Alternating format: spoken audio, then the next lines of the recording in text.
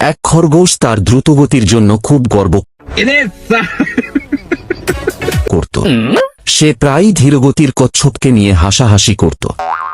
একদিন কচ্ছপ বিরক্ত হয়ে বলল, তুমি যদি এতই দ্রুত হও তাহলে আমার সঙ্গে দৌড় প্রতিযোগিতা করো। খরগোশ হেসে রাজি হয়ে গেল। দৌড় শুরু হলো। খরগোশ খুব দ্রুত অনেকটা পথ এগিয়ে গেল। পিছনে তাকিয়ে দেখল কচ্ছপ অনেক দূরে। সে ভাবল, কচ্ছপ তো এত ধীর, একটু ঘুমিয়ে নিলেও সমস্যা নেই। এই ভেবে সে একটি গাছের নিচে শুয়ে পড়ল।